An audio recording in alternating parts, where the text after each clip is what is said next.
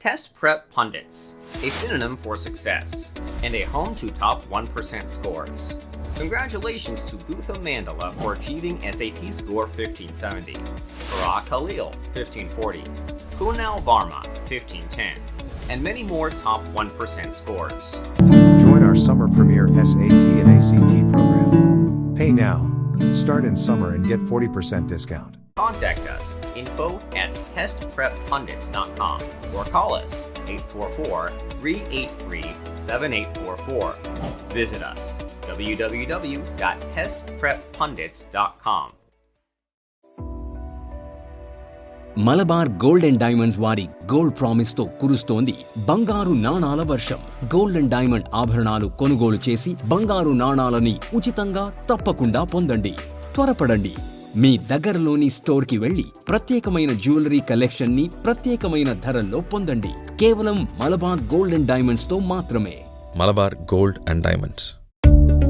Hire international teachers who are well trained in US curriculum for just $20 an hour, or for 2 students group, $15 an hour. We teach math, science, and English for elementary, middle, and high school. Contact info@testpreppundits. Call at 844-383-7844. PSAT.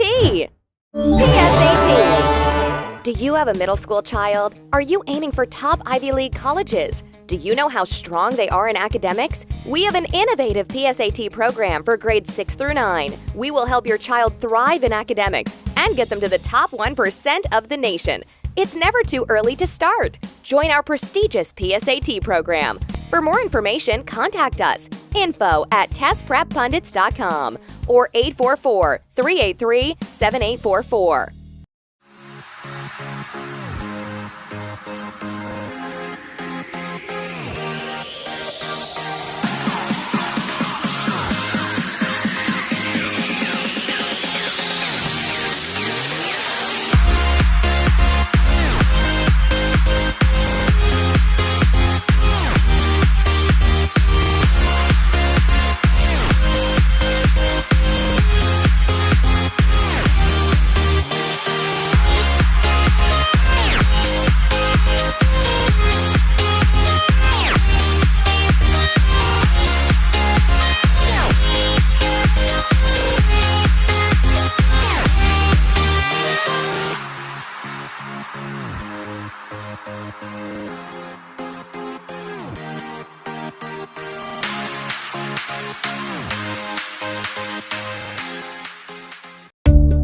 Summer is the best time to boost your scores.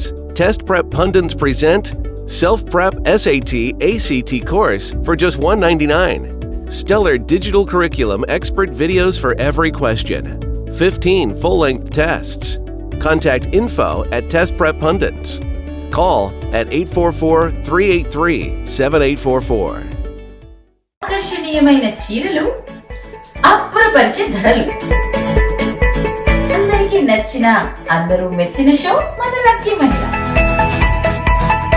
బోలెడంత excitement, wonderful winning moments. Exact చెప్పారు, మీరే గెలుచుకున్నారండి. Congratulations, $220. Celebrity హోస్టులు, అదిరిపోయే పంచులు, సరదా సరదా కబుర్లు. ఆశ దోశ అప్పడం బడ help మీరు ఆడుతున్నారు.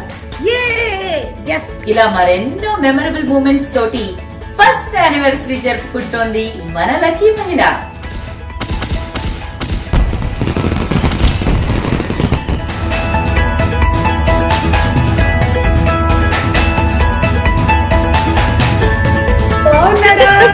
Watch it live only on TV Asia Telugu.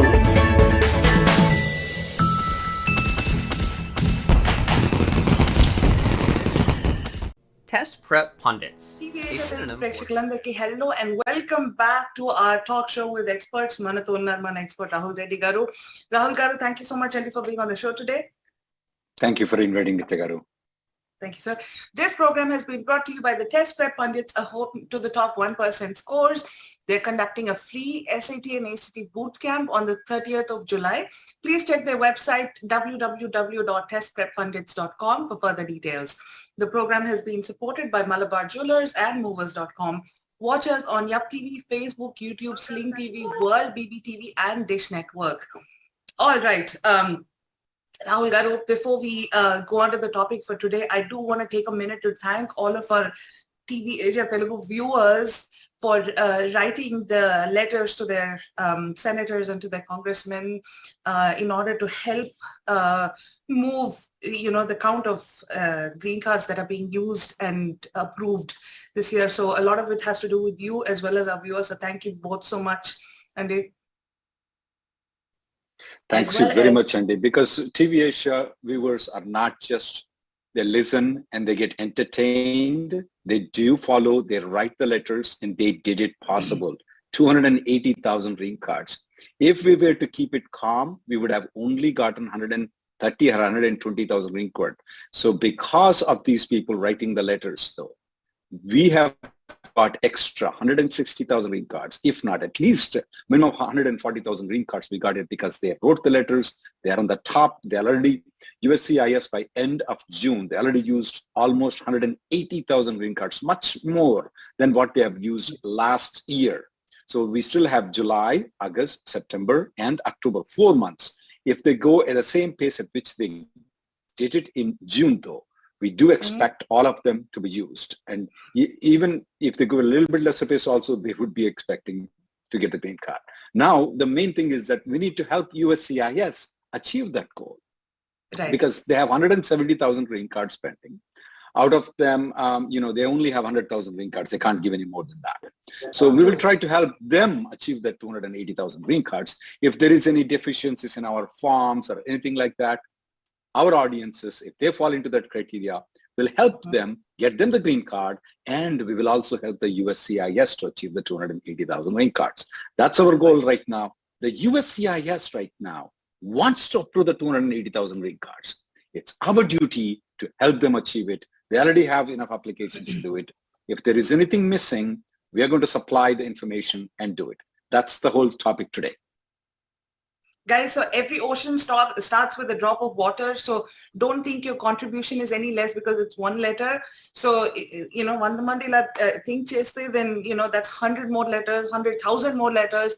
So be trendsetters and, take part in change and matter. We have to be proud of the fact that we've started this change in this trend. And Rahul Garu, and thank you so much for bringing forth this issue and also helping our viewers with, their templates of the letters that are being sent and even just the knowledge that letters need to be sent. So thanks to you and Reddy and Newman as well for helping all of our viewers so much with the information that's needed to effect this change, Andy. So, Rahul Garu, before we go on to our topic for today, there was something that you were mentioning about bringing this as a legislation and support needed from our viewers. I will address it after 5-10 minutes. After a bit, okay, all right. Yeah. So folks, on to our topic for today. Can I use an old employer's EB-2 to upgrade my AOS application? I know there's always people who are coming in with company A, company B, company C. Can I do this? Can I do that? So Rahul Garu, can we do all this stuff? Please let us know. Absolutely, yes. So here is the situation with Garu. Company A filed and got an EB-2 I-140 approval. Now, this gentleman is working with Company B. He filed under, Company B filed under EB-3 and Company B filed the 485 under EB-3. Now, EB-3 moved back and EB-2 moved forward. Now, the question is, can an employee, the person who is pending with the 485 application, use Company A's I-140 to get the green card and achieve the 280,000 green cards that we are targeting this year? The answer is yes. There are 3 ways to do it.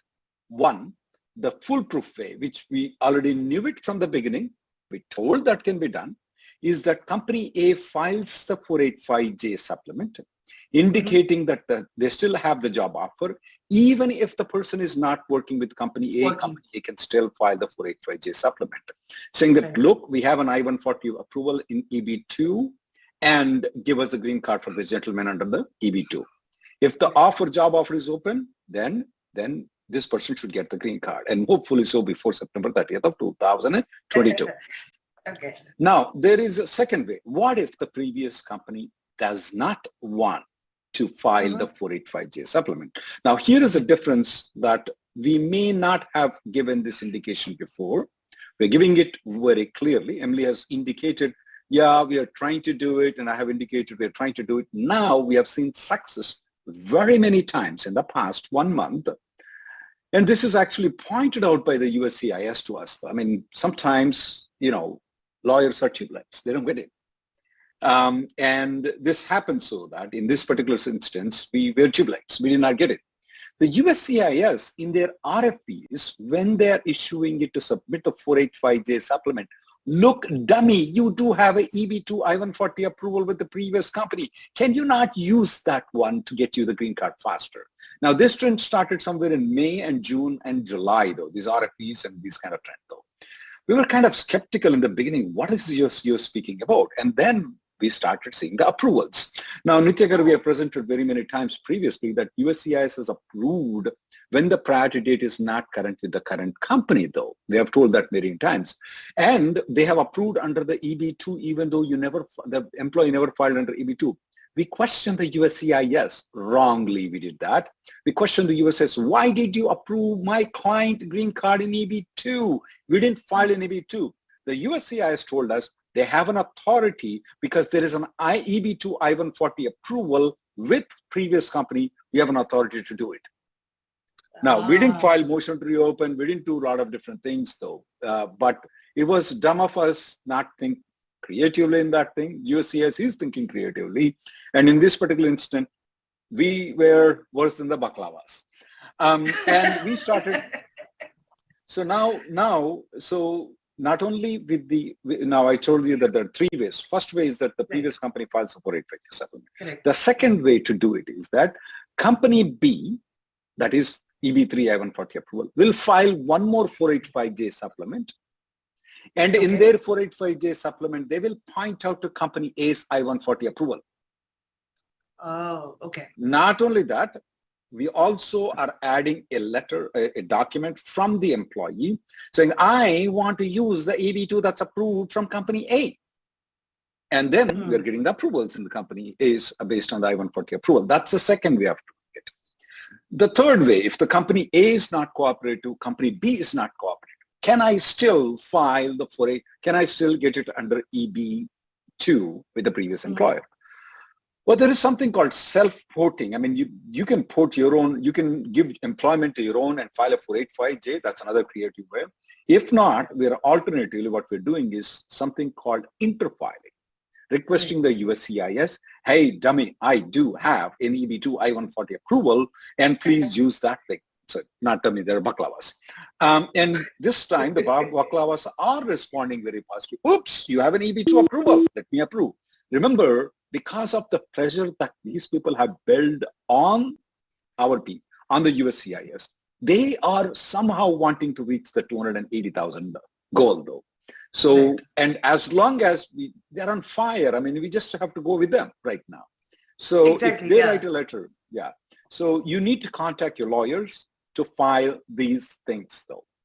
And if your lawyers are not ready to do it, we are willing to do it. You don't have to go with your company lawyer, especially if you're going with the third method, though. If you're going with the first method, you're better off going with the company lawyer of company A. If you're going the second method, your current company is going to file. You're better off going with the current company lawyer. And if you're going with the third method, you don't have to go with the company A or company B's lawyer. You can go independently. We strongly request that you contact the contact your lawyer to do this step. Remember, we told you to file downgrade. Downgrade cannot be filed. A lot of lawyers rejected it. You file the downgrade. We told you to file a new application. A lot of lawyers rejected it. Now, believe me, this is the trend right now. This is a trend right now. We want to achieve the 280,000 green cards, so please try to get them.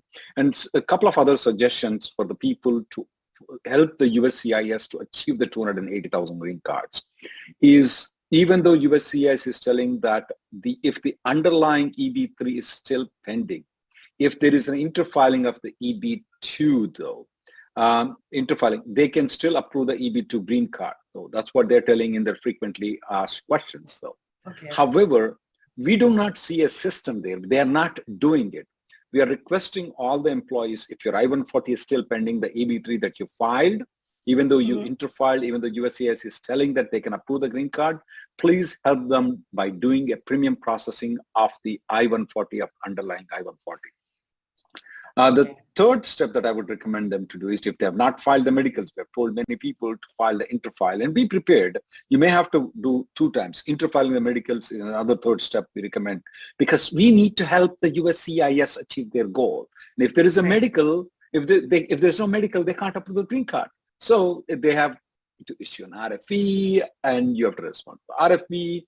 We don't want them to waste their time, and by the time September 30th is gone, then we don't use the 280,000 green cards. So please help USCIS in achieving their 280,000. Previously, we were begging them, please start working fastly. Now we are telling our own clients to be alert, and if there is any way you can get the green card before September 30th, please help USCIS. Right.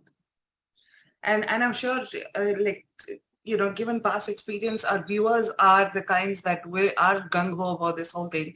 So will effect change as well by, keeping all the documents ready, filing whatever is necessary. Rahul Garu, is there one method that's better than the other? And you give us 3 different options for this. No, definitely filing by the first company A, 485J supplement is the best method. I mean, that is foolproof method. I mean, will not fail there. Second one is the second best method, and third one is the third best method. Okay. But all equally viable, though, I would say equally viable. I should say, not equally viable. Yeah. They're viable. They're good options. Okay, yeah. To achieve the 280. I should be careful when I'm talking to a lawyer. I know. Verbiage is everything. Yeah. All right. Anything else before we start taking our callers for today, Rahul Garu? No, we can take the calls today. Okay. Thank you, sir. Let's take our first caller for the day. Caller with phone number ending in 0816. We're ready for you now. Caller with number ending in 0816. Hello? Hello? Hello? Hello, ma'am? Oh, hold on. Hello? Hello, ma'am. We can hear you. Please go ahead. Hi, this is Lakshmi. Hello, Nitya, and hello, Rahul. Hello, ma'am. Hello? Hi, Lakshmi. Go ahead, Lakshmi. Go ahead, Lakshmi. Hi. Sure. So, our priority date is June 2014, EB-2. Downgraded in October 2020 without medicals. Got biometrics, advanced parole, EAD, and I-140 approved. Traveled on advanced parole to India, and also applied for renewals for EAD and advanced parole. Got EAD, but still waiting on advanced parole. So in June, recently, our priority date got current. And as per our attorney's suggestion, we refiled straight EB-2 application. Instead of interfile, as my son's age was involved. Okay. So this time we submitted, like on June 10th, we submitted 485 with medicals and it went to National Benefit Center. And everything happened so fast, like within 2 days, we got electronic receipts. And after that, 5 days, we got hard, receipts in the mail. And on June 23rd, the status for EB-2 file changed that the biometrics were reused. And within 10 days of that, we got 485J receipt saying that fees waived. But what happened is on June 21st, my EB-3 along with 485J also moved to National Benefit Center. Very good. That's a very good thing. Okay. So now both files are at National Benefit Center. My question is, as we used our advanced parole, still our attorney recommended us like to refile instead of interfile. So do you see any rejections for that because advanced parole being used? No, ma'am. I would have told you to go to Margarita switch before I filed, which is a defensive step that I did for people who have gone advanced parole. But did I see any denials of the 485 application or any RFPs in the 485 application of EB-2 in cases like yours? My answer would be no. Right now, everything is going accordingly for you, perfectly for you, except that little thing I would have done a Margarita switch, but your lawyer is still, I respect that guy. I may have a little bit disagreement with that guy. Everything is going very good. Right now, this is my suggestion to you. Don't do anything. But you can do one thing. Buy a champagne bottle, keep in the refrigerator. I was going to say, buy a champagne bottle and ship it to us, Andy. Sure. Okay. Yeah, you guys are keeping our hopes still alive. So I know instead of sitting in the dark, I thought I'll call you guys. So right now, I think EB-3 is also moving parallelly with EB-2. So I know we didn't submit the medicals with EB-3. Right now, you're good, ma'am. Right now, I don't want you to do anything. Don't do anything, ma'am. That will be my suggestion. If I've already done it, that's fine. Don't do anything. Everything is going perfect. Next person, please. All right. Thank you, ma'am. Thank you so much for calling, Andy. Have a nice day. All right. Let's take our next caller. Our next caller with phone number ending in 1194, Andy. Caller with phone number ending in 1194. We're ready for you. Hello? Hello? *6, Andy, to unmute your line. Hello? Hello. Hello, sir. Thanks, Nitya Garu, for taking my call. Sure, Andy. Thank you. And I really appreciate TV Asia for getting the expert immigration attorneys like Rahul Reddy Garu and helping our Indian community. My priority date is November 2012 Andy, and mine is also EB-2 to EB-3 downgrade scenario. After downgrading my 485, in April 2022, my case is moved from Texas Service Center to National Benefit Center. After that, did you interfile? Okay, you interfiled. Okay, good. Go ahead. Yeah. After moving to National Benefit Center, after that I have interfiled and sent my 485 supplement J to California office.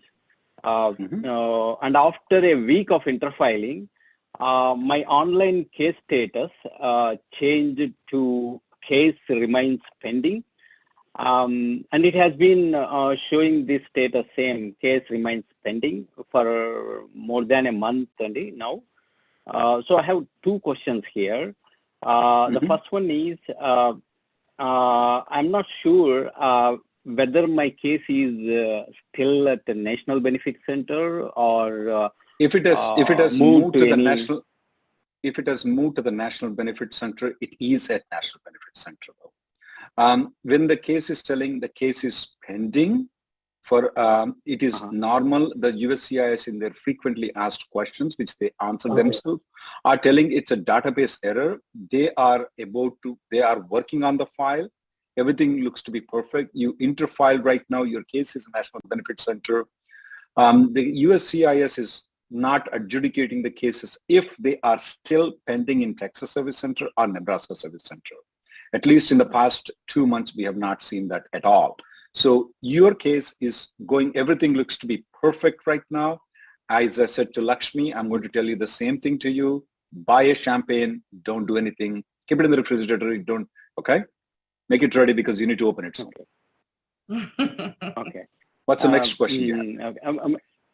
Is there any way to call these USCIS contact center. Don't do it. Don't do it. Everything is don't do it right now. Everything is going perfect right now for you. Your case has been to National Benefit Center. You got the 485J supplement. When everything is going though, you want to touch the file. Sometimes they pull the file from that line and it comes back again. Okay. In their USCIS terms, they call it caboose. That means that they'll put the end of the line. So when things are going perfect, it has not been out of order, you just go. You know, that's what they do with the teachers, kindergarten teachers. What they do is the kids go in line and somebody does go out of the line, they go end of the line. So right now, everything is going perfect. I don't want you to do anything. That's my recommendation. We'll go to the next caller. All right. Next Thank you so much for calling. All right, let's take our next caller. And in the meantime, question for you, Rahul Garu. This is Ma0041.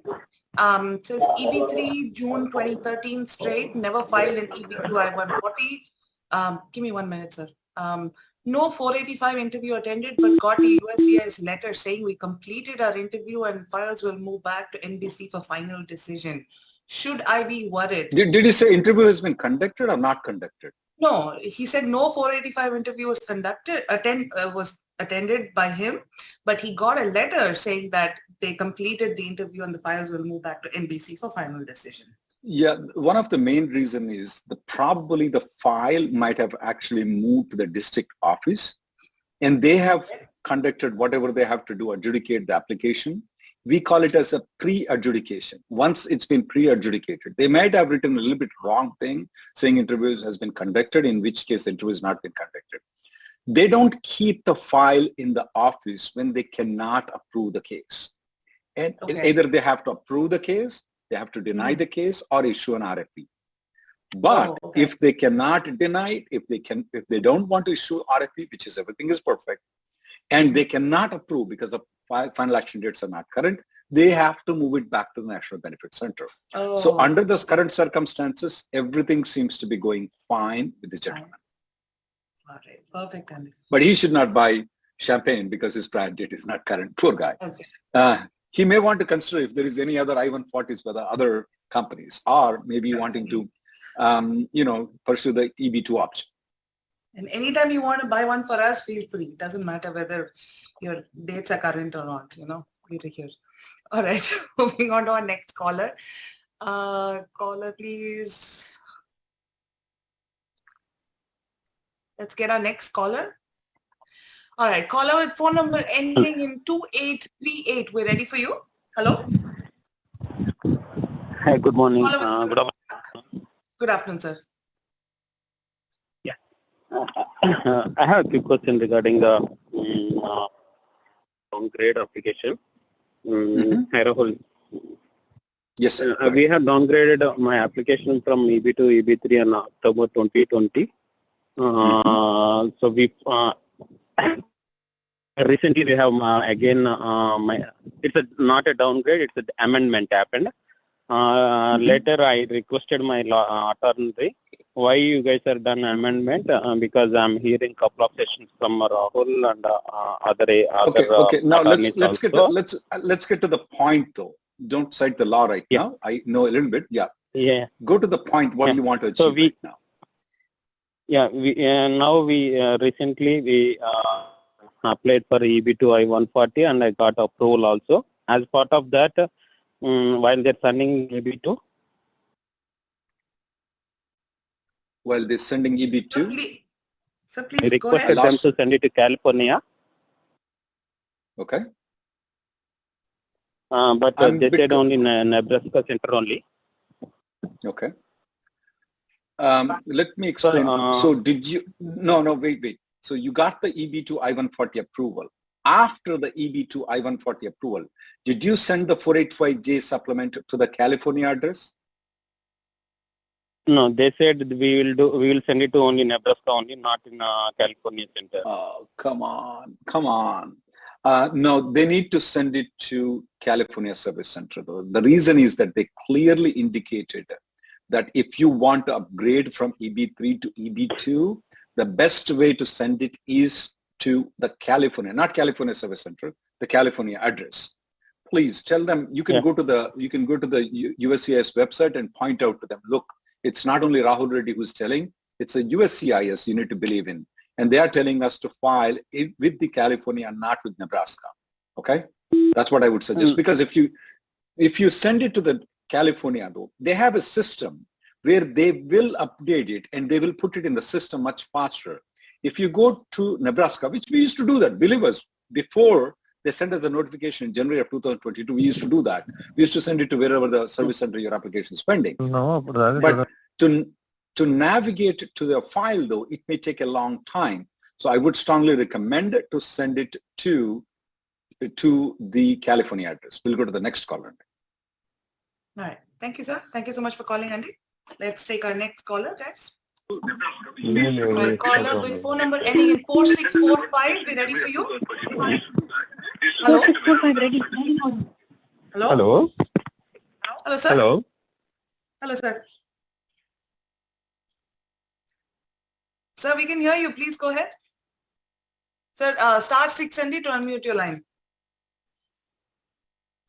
Please press star 6 to unmute your line. Hello? Yeah, we can hear you, sir. Please go ahead. Am I audible? Okay, thank you. Thank you, Nitya Garu. Thank you, Rahul Garu. Sure. I am EB-1C, concurrent filing. Priority date is May 27, 2022. Biometric done on 14th of July, around 2 weeks back. What about your I-140? Is it approved? No, not yet. Okay, keep going. But you're maxing out. I'm in September, end of September. My H1 is maxing out. So when can I have a EAD expected, or what is the suggestion? Can I continue to stay here in US? Can I continue to work here? What do you suggest? Okay, first of all, did you say your H1B is maxing or your L1 is maxing out? H1B. Okay, so you can continue staying in this country beyond September of 2022, but you cannot work in United States though. But there are, did you have any gap periods? Did you have any previous I-140 approvals or not? No, I have a gap. I was out of country for 3 weeks. So that is something which we are considering to request for extension. Well, you can also spend 3 more weeks in Mexico and have some margaritas and extend 3 more weeks because your I-94 is in September. That's you can do. You may want to consider alternative things. The reason I tell you to consider alternative things is, especially since you're going from H1 to EB-1C, you need to have an alternative thing. What happens if your I-140 gets rejected? Yes, you can extend your H1B by a period of 3 weeks. And maybe you'll have some margaritas in Mexico and you can extend it by 6 weeks. But is that enough for you to get the EAD? Most probably not. Then you have to stay unemployed in this country.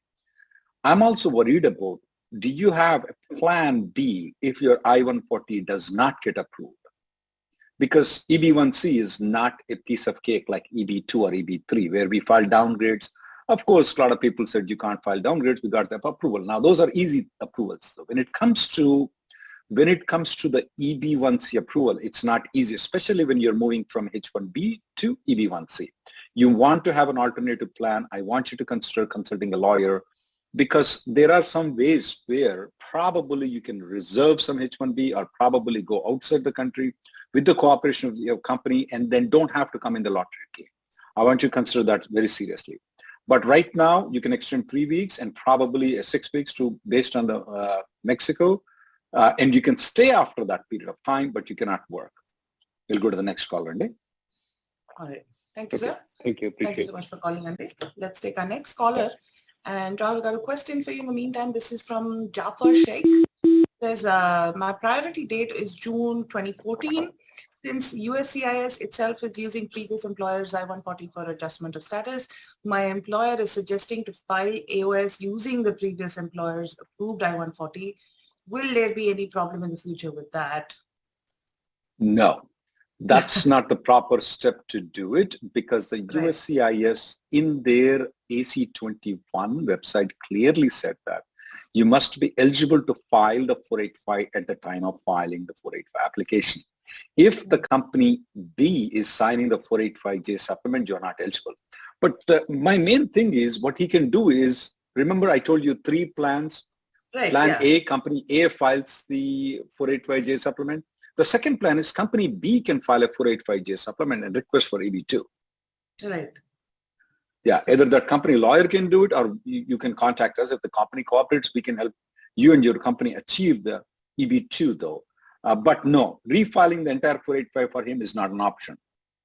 Okay. All right. Thank you, sir. Let's take our next caller, Andy. Caller with phone number ending in 8267. We're ready for you. Caller with number ending in 8267. Hello? Hello? Caller with number ending in 8267, Andy. Hello? All right, let's place the caller on hold and we'll try to come back to this caller. Let's take another caller in the meantime, Andy. All right, caller with number ending in 6969. We're ready for you. Hello? Hello, I'm here. Yes, sir. Hi. Please go ahead. Go ahead, sir. Caller with number ending in 6969. Please press star 6 to unmute your line. Please press star 6 to unmute your line, Andy. Hello? Hi, can you hear me? Yes, sir. We can hear you now. Please go ahead. Hi, Rahul Garu and Nitya Garu. Thank you for taking my call. Sure, Andy. Sure. Hi. Can you hear me? Yeah, we can hear you, sir. Yes. Please go ahead. Continue. Yeah, and I appreciate all that you do for the community in this space, so thanks a lot. My question is, my priority date is 2013 June. With my current employer, I have an EB-2 perm from last year, but I used it for an EB-3 I-140 approval, and also the 485 is filed. All the steps have been completed in the 485 space, including the J supplement, RFE and everything, and the 485 is pending in EB-3 right now. So this year, I'm trying to file an EB-2. I was originally trying to file an EB-2, refile it, using the EB-2 perm. So, right, you have a EB-2 form. Okay, got it. Yes, yeah. So I'm trying to file an EB-2 I-140 this year using my previous EB-2 perm, which is older than 180 days. Yes. So, but the package is being rejected.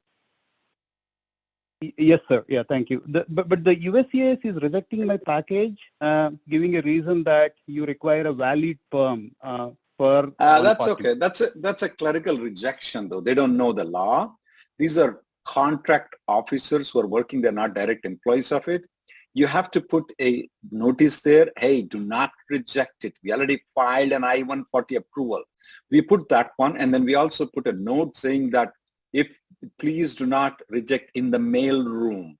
Have a USCIS or supervisor take this to the USCIS before you reject it. We put that note. Then these officers who are opening the file, remember that these are, we don't even know if they have a degrees or they just come in, Pizza Hut delivery people coming there and doing this job. So they open that, labor certification is expired, boom, they're going to reject it. They don't look into the things. They're not trained to look into the things. So what we tell them, hey, look, if you want to reject, take it to the USCIS officer, do not reject in the mailroom, then they will get an alert. Oh, this lawyer is telling that there is something odd about it. That means that I have to refer to somebody else before I reject it. So we keep that sheet and send it. You can try that one. Absolutely will not be a problem. It happened. A couple of times it happened. The attorney actually did exactly like you suggested, sir. You have to try a couple of times. You have to try a couple of times. It has been rejected like 4 times. I have a follow-up question, sir. I also have an approval, EB-2 140 approval from EB-2 approval. EB-2 140 approval from a previous employer, sir. Okay. Then I want you to watch the video of what Tvasia we did it, the same video. First 15 minutes of this video, we have a description what you should do. But while you're trying to do the first 1 or 2, 3 options though, I still want you to pursue the I-140.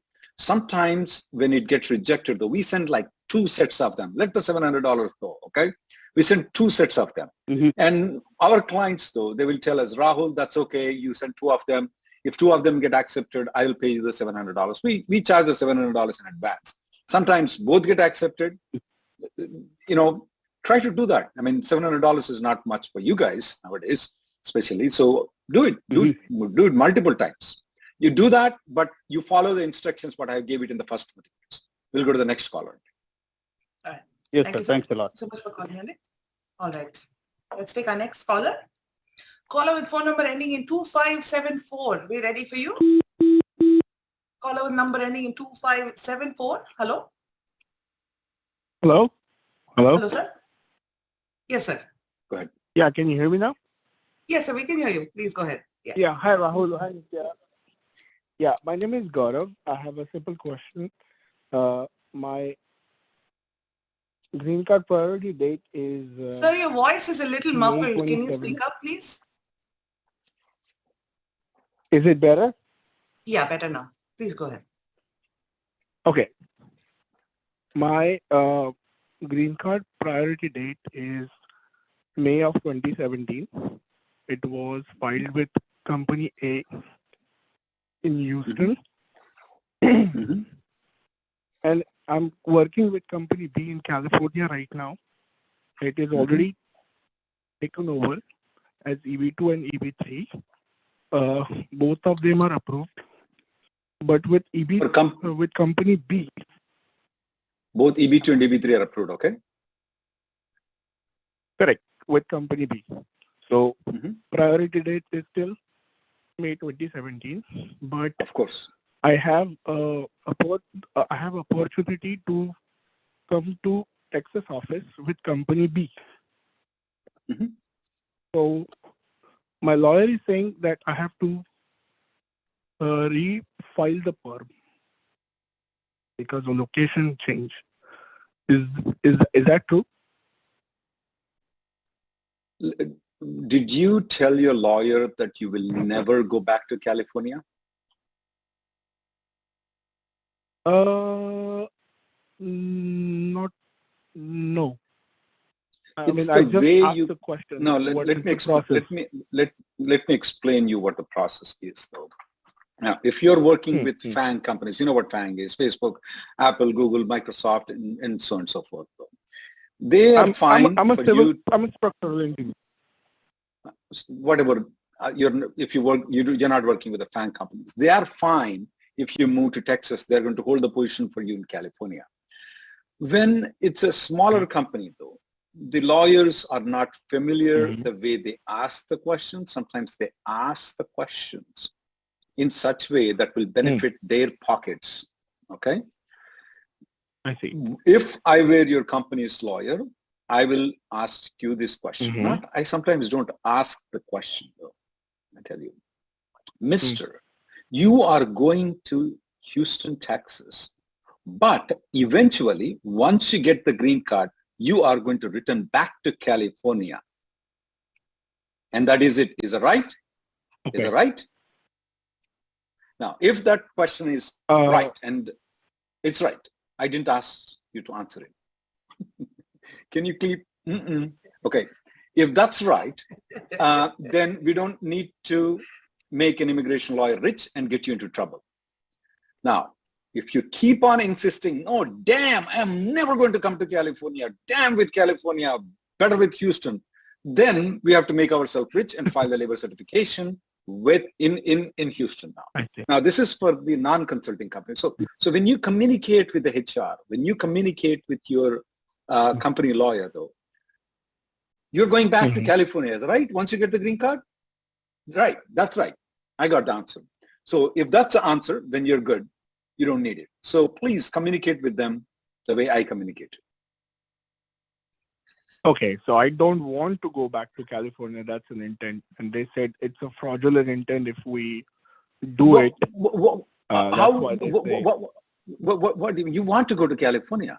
What do you mean you don't want to go to California? No, I'm already in California right now. Yeah, but you are temporarily moving to Houston to go back to California later on. Okay. I see what you're saying. Okay. Okay. What am I saying? Okay, good. My intention was damn with California and leave California and go to Texas, stay with company B itself. So that was my intent. Yeah, but that's only temporarily. Later on, you want to return back to California. And if that's not how your intention is, you will not be my client. You can be their client and make them money. Next person. You got it. Rewind it, understand it. Rewind it, understand it. If you don't understand it, speak with some friends what I said. I cannot. Sir, you do realize you can change your intentions later. You don't have to have the, the right intentions right now, but you need to have what is just because you eat the non-veg, you don't have to keep the bones hanging around here, okay? That's not a right idea. That's all. Please rewind it and watch it. I cannot tell anything more than what I said. Next person, please. Okay, I got it. Thanks. All right. Thank you, sir. Thank you so much for calling. And let's take our next caller. And in the meantime, question for you, Rahul Garu. This is from Shiva. He says, EB-2 I-485 refile online case status says that request for initial evidence was sent. I'm wondering what that could be. I have not received the letter yet. It could be about, it could most probably, if the medical has not been filed, it's 99% certainty it's about medical. If the final action date is there and you have not filed the medical and you are getting this RFP, I would buy a champagne and keep it in my refrigerator.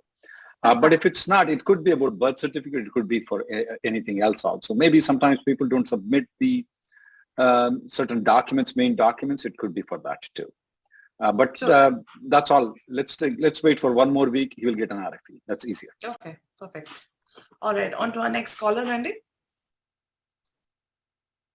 All right, caller with phone number ending in 6552.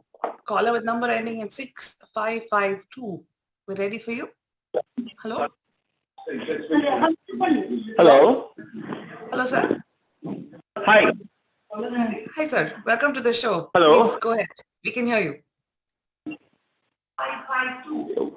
1 second. Sir, we can hear you. Please go ahead. Yeah. 1 second. Can you give me a... Yeah, so hi.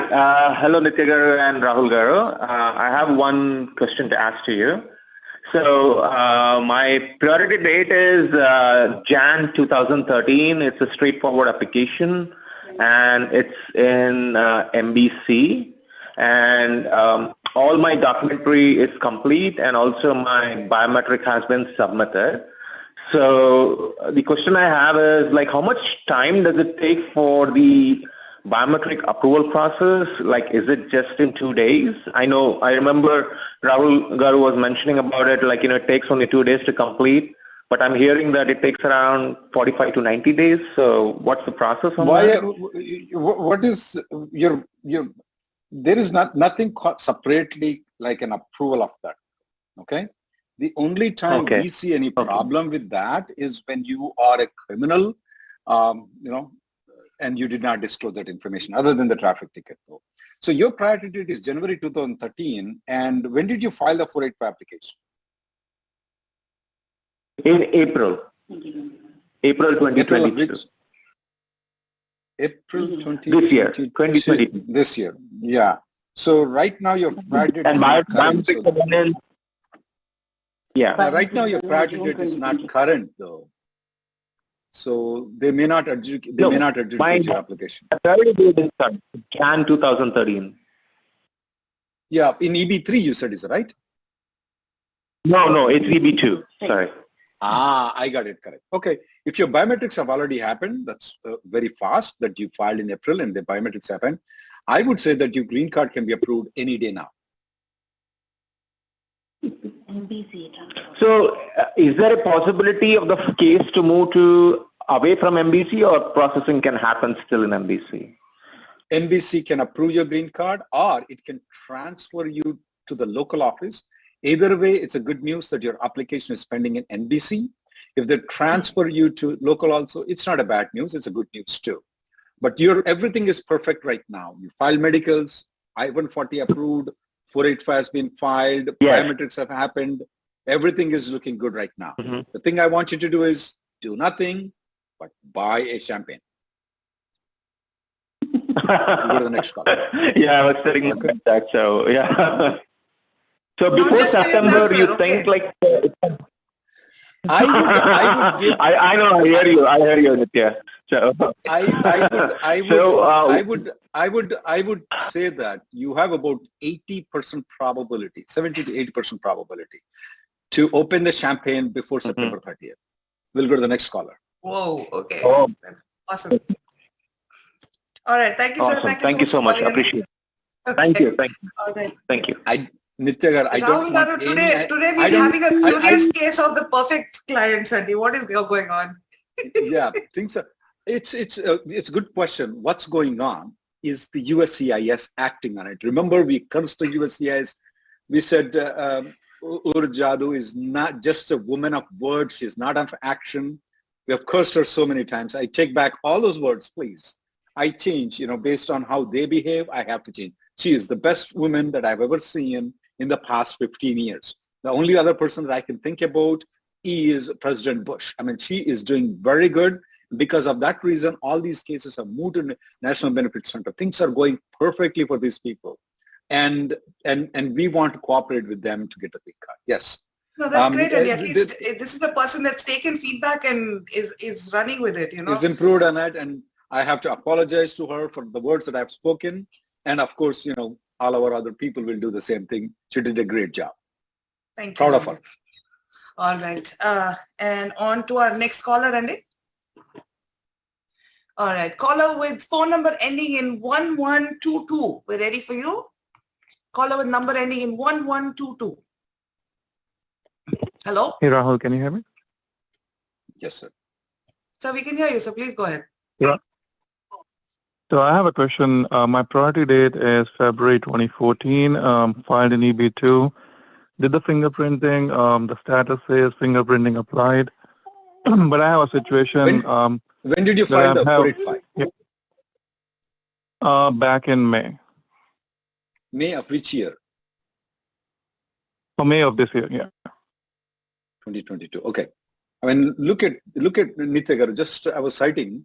This guy filed in May. He already got the biometrics. The ones that we filed in October of 2020 took a long time to get the metrics. Sorry to interrupt you, but go ahead, sir. No worries. Situation. So I have a situation in the office that I have 2 job offers on the promotion, one within the team and one outside the team.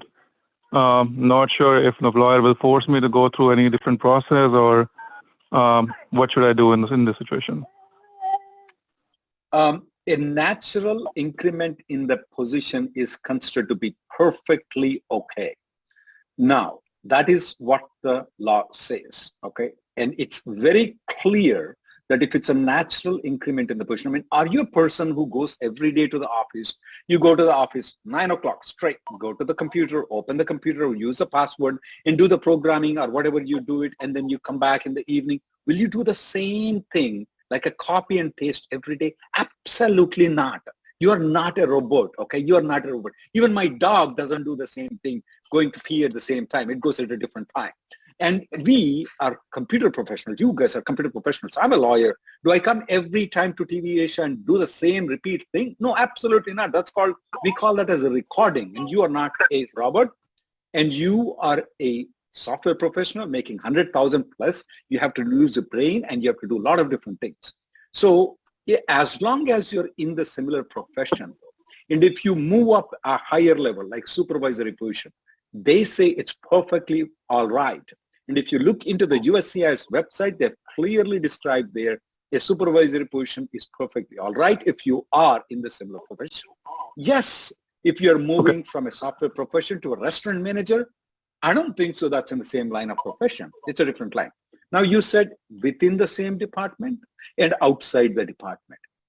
See, the I-485 is I-485 is filed by company A, okay? It is not filed by your department. So if you move out of the department also, as long as you're in the same or similar profession, you are perfectly all right for the promotion. Now, having said that, now that's what the law says, that's what we said, that's what the USCIS is telling, but check with your lawyer though. But when you communicate with them though, okay, you need to communicate, look, I'm only moving within the similar profession to hire the job, not a different profession. Got it. Okay. So the only question was for the team, which is a different one. The SOC code is different for my H-1B. So that was the only worry I was thinking of. Both are same. SOC, yeah, but still, according to me, unless you contradict, still you're a software guy, not a restaurant manager or like a lawyer like me, right? Yeah. Yep. That is according to me similar profession. Now, SOC code by itself will not be the sole consideration for the USCIS. It is the same or similar occupation. That is very important, okay? Which you have told me it's a similar occupation. You're not moving into a lawyer position or a restaurant manager position. Okay, so the only AC-21 will be the one that has to be changed. That will be the only thing, right? I don't think so. I would use the AC-21 at all for you if you change the position. That's a wrong idea to do it. Oh, okay. So just don't do anything, like if the lawyer forces for anything, just tell them to wait because the fingerprinting are done maybe in a month or two. Okay. You may even get the green card. Wow. Okay, sounds good. Yeah, thanks for the advice. All right, thank you, sir. Thanks. Look at this caller. We're only telling people to not do anything. My God. Yeah, look at this caller and look at the previous caller and the other people who are calling. They have filed their applications in the month of April, May, and June, some of them. And they're already receiving the biometrics. They're already getting all these things done. The USCIS, it took 4 months for us, the application that we filed in the last week of October. I'm a little jealous, Andy. Took 4 months for them to get the 485. Just the receipt notices. Now, when we are looking into the filings of these things, we are already getting the cases that we filed in April 22nd, April 23rd. We are already getting the green cards now. So, which is actually very good work. I mean, good work by the TVH audience. That's amazing, Andy. Like I said, I'm a little bit jealous, but also happy. It's like, because I had to wait for so long and then, things are moving so fast now. Nitya Garu, one thing I want to note that most of our audiences happens to be the people who filed the 485. And almost most of the people will get the green cards by September of 2022. Right. Here is one thing that I want to try to push after September 30th of 2022 is that there are some legislations that will be put on the table of the Congress though. Right. Now, the audiences who are listening, please, after you get the green card also, don't forget us. Don't forget the people who are coming behind you, who are being on the ladder right now. Don't kick that ladder for them, please. Help them keep the ladder by writing the letters to the congressman. We're going to draft them. The reason we don't draft them right now is when it becomes serious, when it is about to become a law, that's when we draft them. So after you get the green card, don't forget, you can forget Nitya, you can forget me, but don't forget the people who are down the ladder who are coming up. Believe me, when I go into these language association meetings and all those things, people of my age and people of my age, when I discuss these items, they have no clue how long it's getting the green card though, because they got their green card in 2 years or 3 years. They think so, oh yeah, it takes 2-3 years. No, you dummy guys, you don't know how long it takes for them to get the green card.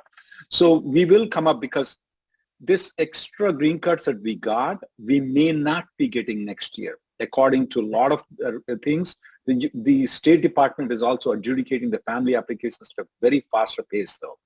Right. Not the same pace as USCIS, which our Jadu is the director of the USCIS. The State Department doesn't have as good as chiefs that we have in USCIS. We may still have some spillover, but we may not have a spillover like 140,000 green cards. Yeah. So if the people are left over for the next year, and they don't get it by September 2023, they may take a long time. So unless there is a legislation though, we're going to go back to the old mode and saying that how much time for you to get the green card, to file a green card, we're going to say, maybe 50 to 150 years. That's what we're going to say, unless there is a change in the legislation. So please keep tuned to TV Asia. Even after you get the green card, guys, at least come once in a month to us, visit us, to see if there is any letters that we need your help to. Okay. Thank you, Andy. Thank you, Rahul Garu. That's very important. And on that note, let's take our next caller. Caller with number ending in 8040. We're ready for you now. Caller with number ending in 8040. Hello? Hello, Ms. Nithya and Rahul Reddy. My name is Arif Sharif. Can you guys hear me? Yes, sir. We can hear you. Please go ahead. Hello, sir. I've got this question. I just want to have some peace of mind asking one more time. I filed the EB-3, I-485, I-140, the whole packet in July 2021 under EB-3. I also have an approved EB-2, I-140 with what's a priority date of 2012, sir. So back in July, I got an RFP. Which month 2012, sir? August 2012 is my EB-2 priority date.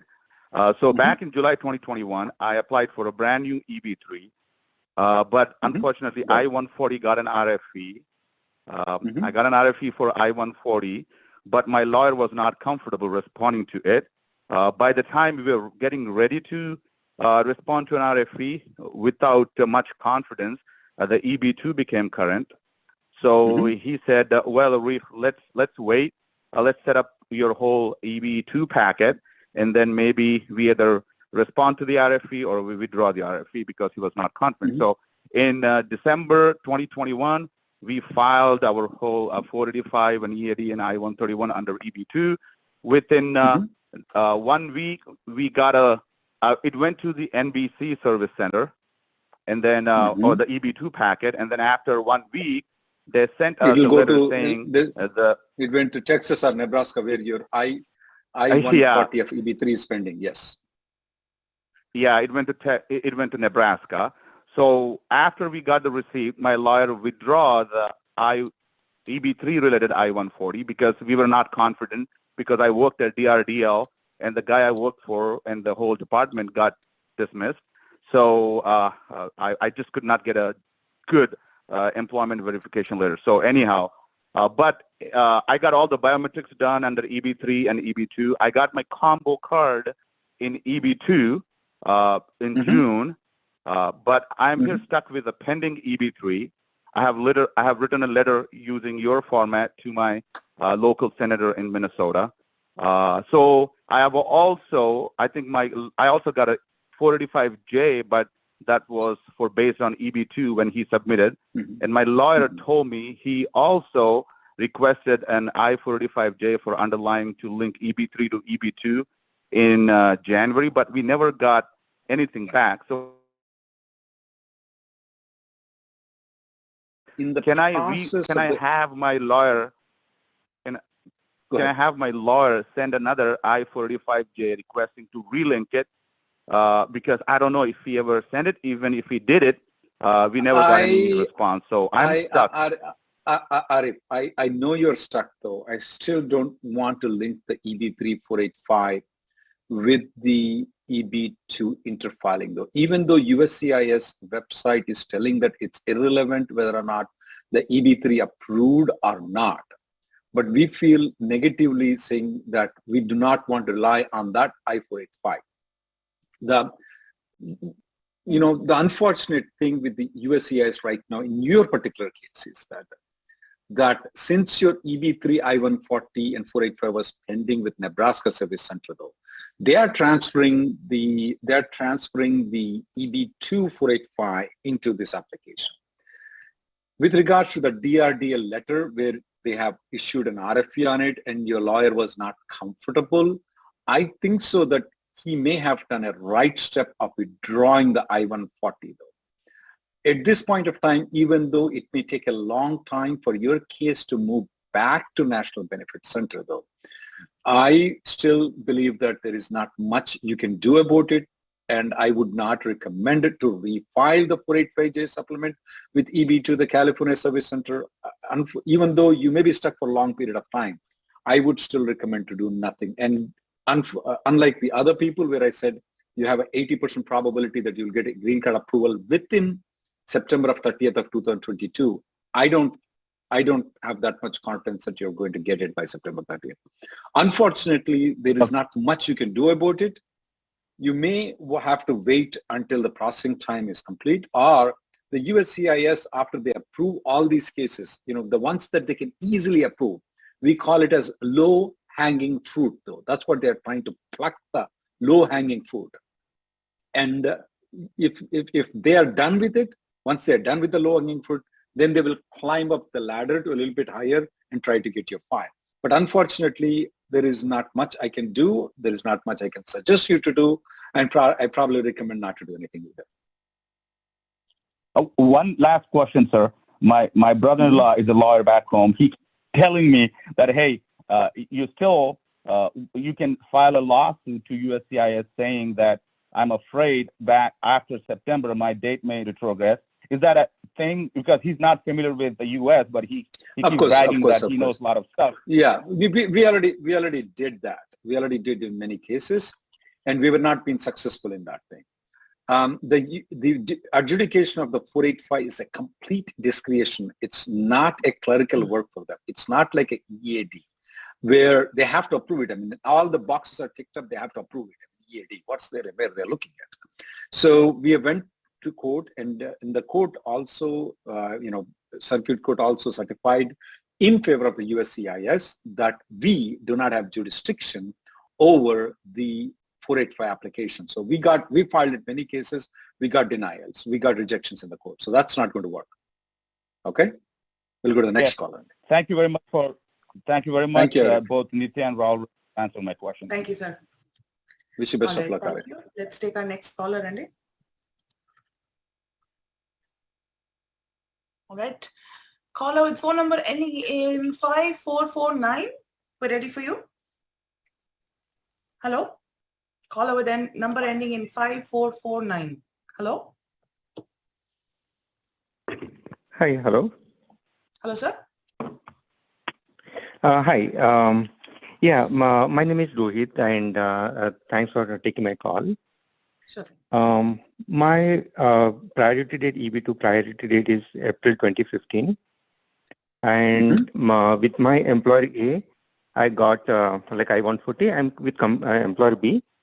And with my employer B, my wife is a stakeholder in the company. So due to that reason, I cannot file my EP, GC in my employer B. So now my employer A is ready to file my H1B transfer and GC as well. So what is my best option? Go clean, file EB2, GC and H1 as well, or just file the US adjustment of status? Whatever the company A tells you to do it, you have to do it. If they tell you that your nose is not here, it's here, you do that. Okay? Okay. If the company tells you to file a H1B work for them, the easiest thing definitely... They said we don't have to spend money on that. So you're filing H1B and all. You absolutely, you don't, if they tell you, you don't have to go on the H1B, that is the best thing. It's unnecessary waste of timing. You don't have to do it. You can work with company B, even though your wife is a stakeholder. You can file a 485 with the company as long as the company A is cooperative. Since the company is telling you don't have to join us, we can file the 485, they absolutely can. Okay, so I was just thinking in future it should not be any problem because employer B is my wife. Not. Okay. No, remember you're filing 485 with employer A, not employer B. Labor certification I-140 is with employer A, not with employer B. So absolutely not a problem. And there's another thing.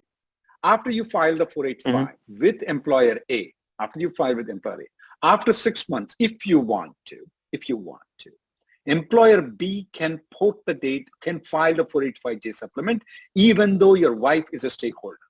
In fact, in the USCIS 485J instructions website, it's very clear that self-sponsorship of the 485J is allowed.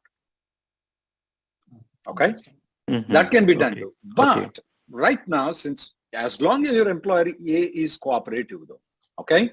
You don't have to listen to your wife. You're fine. You don't have to, you can be under the jurisdiction. When that guy kicks you out, then you may need your wife's help. Okay? We'll go to the next person. Okay, yeah, but yeah, good. And what about the payroll? Like my employer B is not running the payroll, right? So I'm like, I can. Is there anything like I have to take care of? Employer A is not running the payrolls, right? Because you're working with employer B. Yeah. But your wife is running the payroll for you. Yeah. Yeah. Yeah. They don't have to run the payroll. If you're not on their H-1B, they can't run the payroll. That's illegal. You're perfectly all right. Oh no, for adjustment of status, like do I need to do like submit a payroll from my? You don't need to. You don't need to. You don't need to be on the H-1B. You know, to be on the payroll, you don't need to be there. That's a wrong impression you got. USCIS in its memo of on these 240K employment change AC-21, they made it clear. It's not the employment that is giving you the green card. It is the offer of employment. It's irrelevant whether or not their memorandum is there. We'll go to the next person. All right. Okay, thank you. Thank you, sir. Thank you so much for calling, Andy. All right, let's take our next caller. And in the meantime, question for you. Hello. It's from Shiva Ranjan. Says, my EB-2 priority date is 2017 of March, recently changed employer and need to start the GC process again. Do you expect my priority date will be current soon? I don't know. I don't know about that because things are changing a bit. But if I'm this Department of State head, I will make it at least 2018. But I am not because we don't know how many number of green cards will be falling in next year. I certainly want you to have your company file a labor certification I-140. The second option is that always try to be in good touch with the company that has the I-140 approval, just in case it takes a longer time for company B to get an I-140, labor and I-140 approved. Your previous company, if they want to, they can file the 485, just like the previous caller, at any time they want to. And you don't have to join them. They can file it. And if they want you to join them, I want you to go back. Okay. All right. Problem solved. All right. Let's take our next caller, Ade. Caller with number ending in 8267. We ready for you now?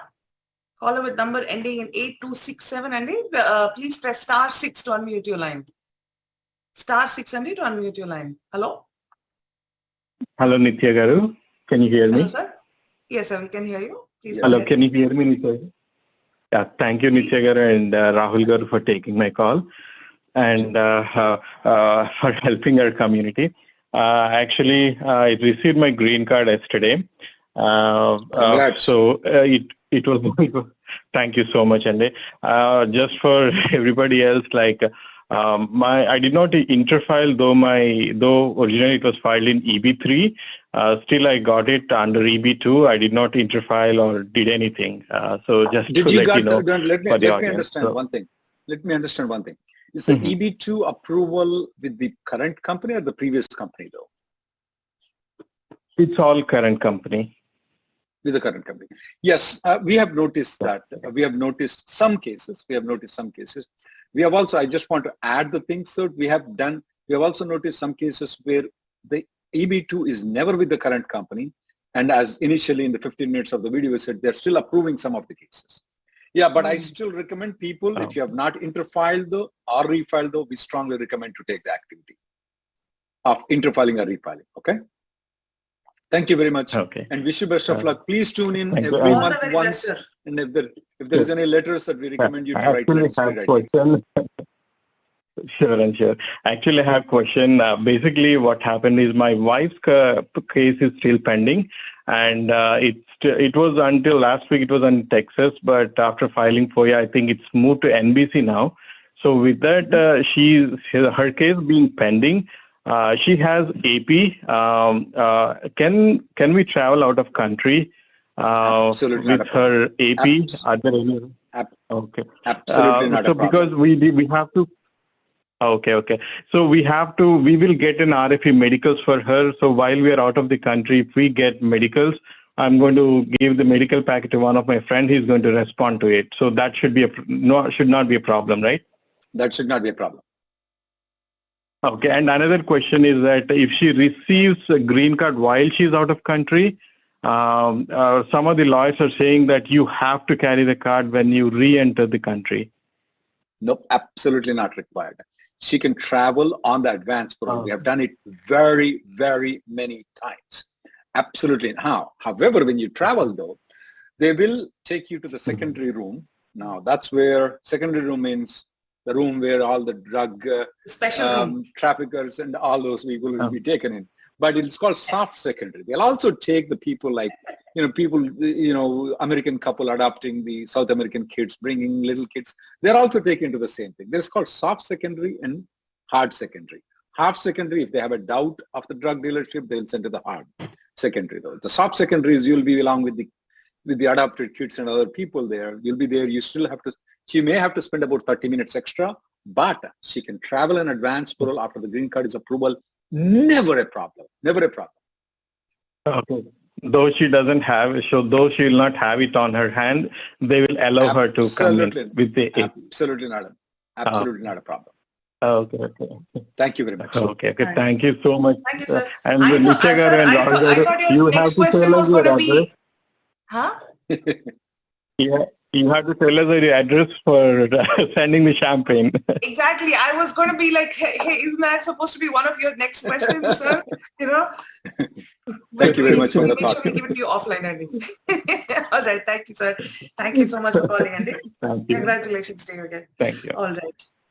All right, folks, I know we've been talking to a lot of people and we still have a lot of viewers on our live chat as well, having a lot of questions, but unfortunately, much as we tried, we have ran out of time once again.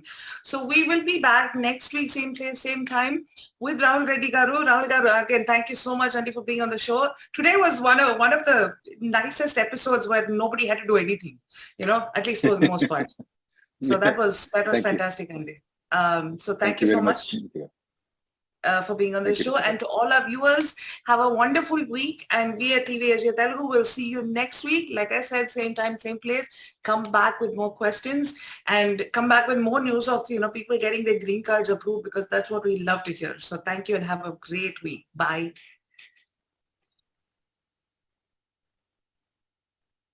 Test Prep Pundits, a synonym for success, and a home to top 1% scores.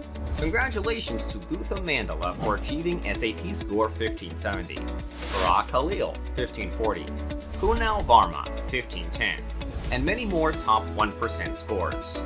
Join our summer premier SAT and ACT program. Pay now. Start in summer and get 40% discount. Contact us, info@testpreppundits.com, or call us 844-383-7844. Visit us, www.testpreppundits.com. Malabar gold and diamonds వారి gold promise తో కురుస్తోంది బంగారు నాణాల వర్షం. Gold and diamond ఆభరణాలు కొనుగోలు చేసి బంగారు నాణాలని ఉచితంగా తప్పకుండా పొందండి. త్వరపడండి. మీ దగ్గరలోని స్టోర్ కి వెళ్లి ప్రత్యేకమైన జ్యువెలరీ కలెక్షన్ ని ప్రత్యేకమైన ధరల్లో పొందండి. కేవలం మలబార్ గోల్డ్ అండ్ డైమండ్స్ తో మాత్రమే. Malabar gold and diamonds. Hire international teachers who are well trained in U.S. curriculum for just $20 an hour, or for 2 students group, $15 an hour. We teach math, science, and English for elementary, middle, and high school. Contact info@testpreppundits. Call at 844-383-7844. PSAT.